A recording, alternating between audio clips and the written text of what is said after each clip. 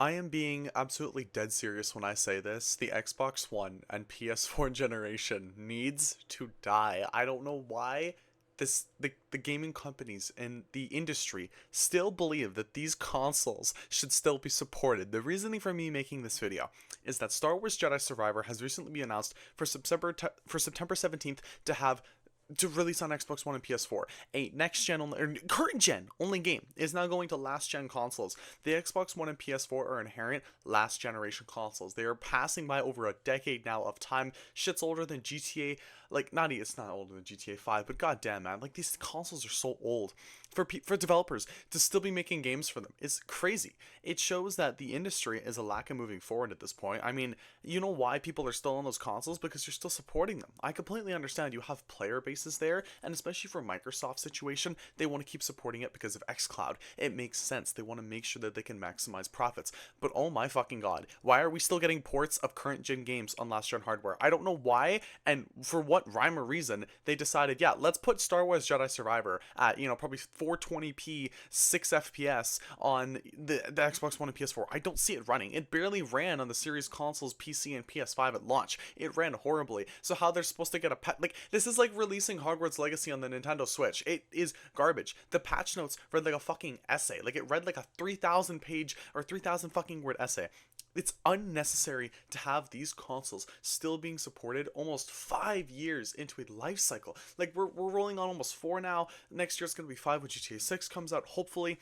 It's still insane that these consoles are still being supported to the level that they are. Big third party publishers, I don't understand it at this point. The push, and even for first party, because the last big game from Sony, for example, was God of War Ragnarok. That was in 2022, where, the last big game coming from them was on the PS4.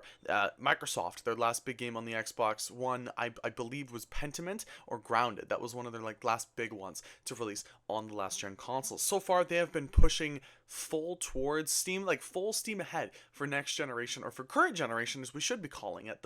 This is the current generation. We are in the Series X and PS5 generation. This is current. And I understand it's crazy to say, because you say that and you're like, holy shit. Yeah, no, this is we're 4 years into this generation. There's going to be next gen consoles in the next 4 years, 3 years. That's absolutely crazy. So for Microsoft and Sony to still being and even EA, for example, to still be porting these games, they clearly see some sort of monetary profit here if they're going to be putting Jedi Survivor on the last gen platforms. I don't see it. Again, it's just like putting Hogwarts Legacy on the Nintendo Switch. It makes no fucking sense whatsoever other than to maximize profits. But again, I have no issue. It's going to happen. The port is going to be dog shit. Let's be honest here. If they can actually put out a good Xbox One and PS4 port, I will applaud them, because the port for the Series X, PS5, and PC was dog shit at launch. So if this shit is good, I'm gonna lose my mind, because I'm gonna be like, where was that effort put in when you launched the fucking game last year? Where was that effort? That shit is crazy.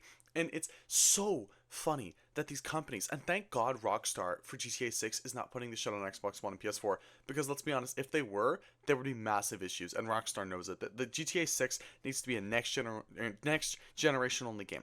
Examples for Starfield as well. That shit could not run on the Xbox One, Xbox One X, and Xbox One S. It would not be able to run. It would not work. You need an SSD for that size of a game.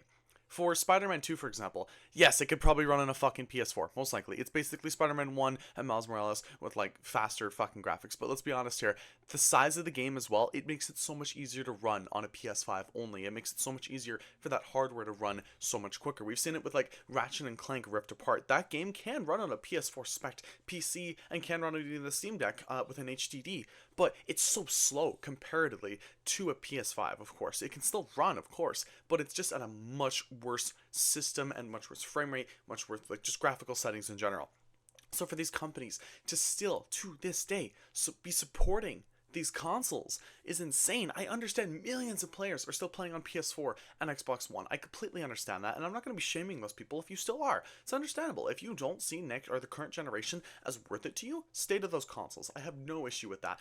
But for the companies to still be supporting, and even backtracking on games, if you're releasing a next generation only game like Star Wars Jedi Survivor, and then you pull it back because years later, I don't know why, they literally released this shit early last year, and now they're yeah, let's release an Xbox One and PS4 port, which just proves that the game was held back from the start, because they were planning a last generation port, so we didn't even get a full big Star Wars game like we could have had. Hopefully, the next Star Wars game, and hopefully maybe a trilogy they try to do, will be completely next gen from the ground up. We don't have to worry about any like previous gen ports, because I swear to fucking God, if they release another Star Wars game, or if they have plans to release another Star Wars game on last generation hardware, I might fucking lose it. Like, actually. And it's just been really disappointing. And the generations need to die. Literally. The PS4 and Xbox One, it just needs to die. And it probably won't die. And honestly, I still believe people will still be playing on the PS4 when the PS6 comes out. I'm firmly a believer of that. Literally. From the 360 to the Xbox Series X, not many people still play on the 360. Not as many as a fucking PS4. So it's absolutely insane that it's more likely than not there will still be millions of people, I would bet, on the PS4 instead of the PS5 to PS6. I guarantee it. And then people will just be like, oh, you know, I skipped that entire PS5 generation. Let me just play all the games from the PS5 on my PS6, right? And I mean, Sony has you anyway. But it's absolutely insane that you can just wait that long. And it does feel crazy how it's already been 4 years. It's been 4 years into this generation. That is fucking insane.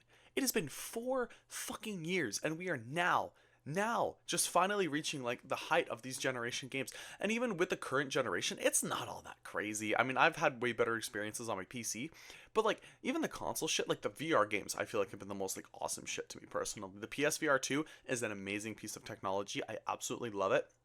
But oh my fucking God, like I don't know, man. It's just I really struggle sometimes to understand what is happening with this fucking industry and how we're still like okay with companies porting next generation games to last generation hardware, inherently showing yes, the game was held back from the start. The game was not built from the ground up for the current generation hardware that we were promised at, 4K 60 FPS. And I understand those are the fucking buzzwords. We barely ever got those situations, and we barely ever got those preferences where we were actually able to get 4K native at 60 FPS. It's never going to happen. I don't even think it's going to happen with the next generation of consoles. I highly doubt it. Hopefully it can. I doubt it personally.